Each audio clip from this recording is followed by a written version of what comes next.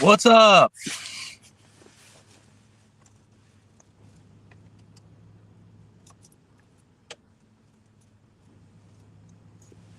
Y'all better watch out for fake shaman out there.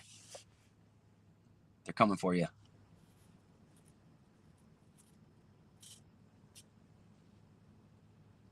Give it a minute or so.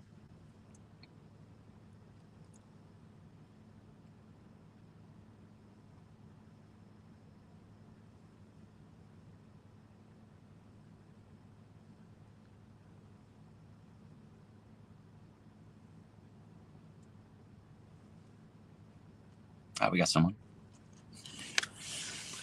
If you're watching this later, just scrub until you see me start talking. All right. Get rolling. All right, guys. How's it going? Coach Jerry here. Had a couple interesting experiences this week, and I thought it was worth a share, especially with the current climate out there with the popularization again of psychedelics. And I don't even know if I can say that on Meta. Can I say that? I'll know for sure pretty soon.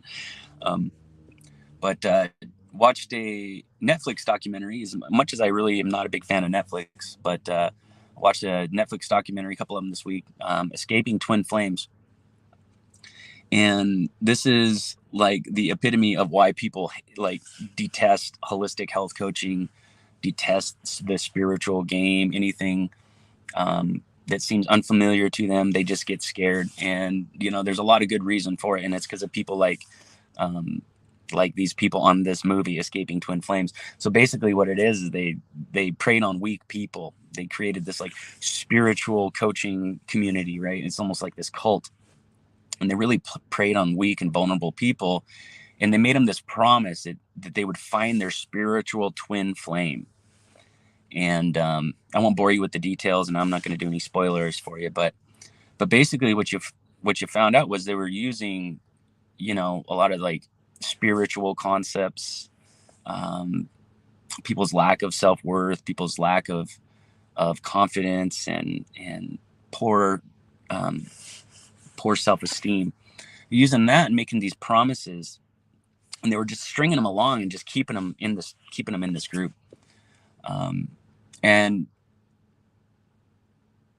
And so there's a lot of that stuff in the online game, as we know. I mean, there's these communities, and I mean, basically they want you to create a cult, right? Like an online Facebook group, they want you to create a cult. You got to hack the authority, you got to kick everybody out of your group, and that doesn't, that might challenge your authority. And you've got to keep them on the hook. You've got to keep them engaged with your content. Don't let them go to other groups. And so this thing really resonated with me with the online coaching that I've gone through. I've had good coaching and I've had bad coaching, but the bad coaching that I've had was much more along that lines, where it was like, fake it till you make it, create this community that sees you as the leader and the authority. And they can't get their information from anyone else but you, because when they're ready to buy, they got to buy from you. So it's like, that feels weird, but I digress. But how this relates to like a real life story and a real life issue that we got to pay attention to is this popularization of the psychedelics. Now, I'll tell you right now, I'm not an expert on psychedelics. Okay, not even close. But I have seen enough and I've experienced enough to know this to be true. If you do a psychedelic journey with someone you don't know, you're taking a big risk, because there is a real connection with people when you're sober. Now imagine when you go into a deep state of trance, a drug-induced trance, where your ego your defenses get completely removed. And if you believe in spirituality, if you believe in the soul, if you believe in other dimensions and other vibrations and other densities, just imagine what that person has access to while you're under. Okay. And so there's a lot of this like group journeys and ketamine therapies and you name it. And I'm not saying they're bad, but you just be careful. Don't just blindly hand somebody your money and take their drugs and let them hold your hand through a really, really sensitive and vulnerable time, because they have access to a lot, and you're going to give them access to a lot. So I got a call from a client this week who had, a friend that was having some troubles, and And this friend had gone through a lot of these medicine journeys, and these people that are guiding her, they're not shaman. And if you guys think shaman are bullshit, that's your own opinion. That's fine. I'm not here to change your mind. But if you believe in shamanism and you believe that's a real thing, then this is something for you to consider. These people aren't real shaman, and really these practices, these rituals, these are ancient rituals, and they were created by people that actually talk to plants. That's what the shaman do. If that throws you off, look up the book "Thus Spoke the Plant" by Monica Gagliano. She's started as an animal biologist, and she ended up talking to plants. So, but the shaman, like, they talk to plants. They let the plant tell them what their medicine is. They let the plant tell them if they're poisonous. They let the plant tell them what it heals, and that's how they stumbled across the ayahuasca formula. And so what we're doing now in America is we're mimicking that the Amazonian shamanistic ritual where we go into the spirit world. And the ancient tradition is to see a real shaman and have them guide you through this spiritual journey. But what we're doing now is we're getting these fake shaman. Like, so the people that were taking a 6-month personal trainer course in the 90s to teach you how to lose weight with calories in, calories out, low carb, high fat, or low fat, high carb, now they're being shaman. And so the trend is just shifted, but you're still seeing a lot of the same stuff. So if you got like some 25-year-old white guy from Ohio that's guiding you through a mushroom journey, like, you might want to look at that. You just want to say, like, who is this guy? Because in the example that I gave about the friend, what happened with her, she trusted these people. And after about 3 or 4 journeys, she felt way worse than when she started, and she is absolutely inconsolable. And the reason is because she wasn't integrated before she went in. And so you've got to get yourself integrated before you go in. You've got to heal the personality before you want to go in and dance with the soul. Because the personality is your ego and your persona and your false self. And that is where all the resistances are created. So when you go into a journey and you have a bad trip, what do you think that is? Do you think that's your soul messing with you, or is that your ego messing with you? It's your ego messing with you. So the more disintegrated your ego is, when you go into a journey and totally remove the ego, you're in for a bad trip. And if you don't have a real shaman there, a trained shaman that can help guide you through it, you're going to be in for a bad trip, a very bad trip. And guys, what this stuff does, it's not just like you're smoking weed. This is literally throwing you into a state of psychosis in an attempt to heal some stuff, to change some neuroconnections and what have you. Great things. But you need someone there to make sure that you don't dive deeper into psychosis while you're in there. Just my opinion. But anyway, I just wanted to share that with you. Just be very careful out there. Be very careful out there. Just because someone talks a good game and they say, I'm licensed to do this, or I'm a naturopathic doctor in this, and what have you, just like you would with a coach, ask them some questions. What have you healed? What are you working on? Why did you get into this? What benefits have you gotten from your journeys? What are some things that you still haven't healed despite the number of journeys that you've taken? These are some things that you're going to want to get out of them, because whatever they haven't healed, when they're holding your hand while you're in that journey, guess what's going to come through? Guess what's going to get transferred onto you? Guess what's going to get shared with you? Now, also anything that they've healed and, their past experiences and the wisdom they've gained from that, yeah, they're going to share that with you too.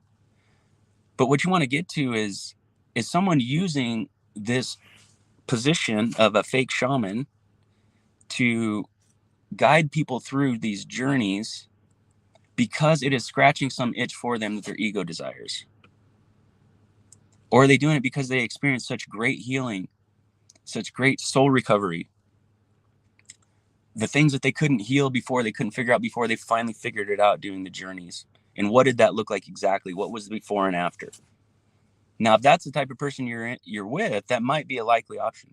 But if it's not, if they're just using this position or this job or this situation to project authority or to project their own guru status or to project how they're a healer without actually healing it themselves. This is something you see in like the medical world too, with your doctors. How many of you have a doctor that's fat? That's just one example. A psychiatrist that gives you drugs, but they need drugs themselves. That's what I'm talking about. It's easier to look at other people's bullshit and to dig in there and try to fix it, go in there, make a mess, and then you're gone, and they can go out and deal with the effects of what your guidance. It's a lot easier to do that than it is to do the work yourself. So you want to make sure that you're with a legitimate person. So anyway, I just want to share that with you guys. I find it really poignant, really important. This is really serious stuff. This stuff, like if you get thrown into psychosis and then you're attached to someone with bad energy that's not an energy match for you, and they haven't healed some shit, and the stuff they haven't healed is probably exactly what you need to heal, all that's going to compound and make your problem even worse. So, and you're going to come out of that with not much healing and not much understanding. So I just wanted to share that with you. Take it for what it's worth. Put it in your pocket. Flush it down the toilet. I don't care. But and quite honestly, like, subconsciously, my mind goes to, like, when I watch something like that, Escaping Twin Flames or something like that, my mind goes, because I do holistic coaching. My mind goes to, oh my God, I hope people don't think I'm doing something like that.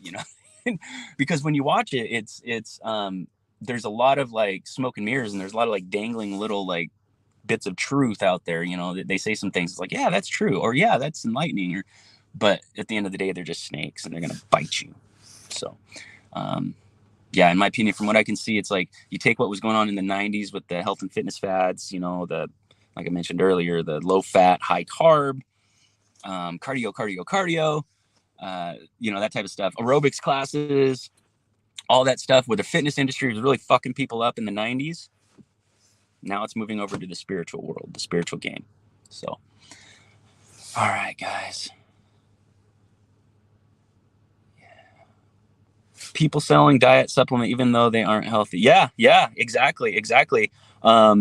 And that goes to like I'm not here to bash anybody, guys. Like, there is everything, every industry out there has good and bad, and every practitioner, every coach, every leader out there, or guide out there, there's got something good and something bad about them, myself included. Like, you just got to carefully vet, anyone you're going to work with. But this is huge in the multi-level marketing game right now. This is really huge. So you've got all these allopathic fucking, this is the next great thing. This is the fucking most powerful antioxidant ever found. Oh, this thing gets rid of cancer. This thing uses frequency to blah, blah, blah. And I'm not saying any of those aren't legit.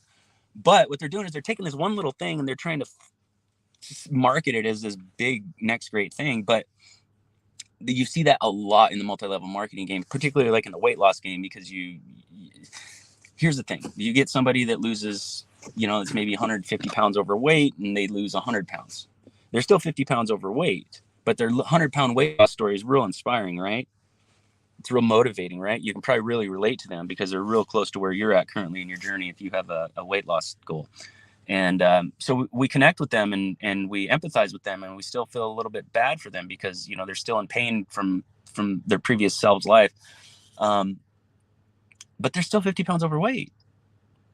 And they might have got there by taking some cleanse or some supplement or something like that. And yeah, that cleanse or that supplement was the reason they did it. They lost the weight. So when they tell you this is the magic supplement, this is the magic thing, this is the thing that works, they really honestly believe that. And that's why they're so passionate and authentic, and we connect to them. But it's dangerous. It's dangerous because that person hasn't healed. Person has not healed. If you need a supplement, if you need a drug to lose weight, you haven't healed. If you need a supplement, if you need to keep doing this cleanse every 6 months, every 4 months to keep the weight off, you have not healed. And so that doesn't make you bad. That doesn't make you unworthy. That doesn't make you inadequate. Nothing. That just makes you at a certain point in the journey. That's all that makes. That's it. Just like I'm at a certain point in my journey, you're at a certain point in your journey. But the problem is we put the pressure on them we put them on a pedestal. We see them as a guru. We see them as an authority, and that puts a lot of pressure on them. And it's not fair to them. And that's going to further injure whatever is still not healed. Sorry, I use a lot of words sometimes. Love you too. Love you too. Whoever that is, love you too. Sorry, using StreamYard just doesn't tell me who's commenting. All right, guys. I hope you found value in that. Like, not the most exciting live, but really, this is something. And you may be tempted to go into the psychedelics and things like that. And I'm not here to tell you what to do or what not to do. But just keep in mind, like, if there's something that you want to figure out, you want to heal, and you think the journey is going to do that, it might help. It might help. It's, if you got a really good shaman, really good guide, it might. And I'm not saying it's not. Like I said, I'm not an expert on it, but I do know for sure if you go in there without healing the personality stuff, or at least reconciling it, getting to know it, your personality stuff, your ego resistances, what fear, what anxiety does to you. If you don't know how to dismantle and trace that when you're sober, going into a mushroom trip or an ayahuasca trip or a DMT journey might be a bad experience for it. Might not. So anyway, if you have any more questions about that, come. Oh, hey, Bozzy. Okay, that's you. I love you, Bozzy. Yes, I do. So if that's something that's on your mind, you got more questions, go ahead and reach out to me. I'm happy to field them for you. But I hope you got some value out of that. If not, sorry, get you on the next live. And yeah, I'm always here for you guys. If you ever need anything, I guess that's it. I was going to tell you about my new app, but I don't really want to tell you about my new app because you can go on Apple App Store and look up Euphoric Healthworks app, YOUPHORIC Healthworks, all one word. The Healthworks is all one word. You could look that up on Google Play Store or Apple App Store, but I don't really want to tell you about that right now. So anyway, you can do that whenever you want. All right, catch you later. Peace, much love, live well.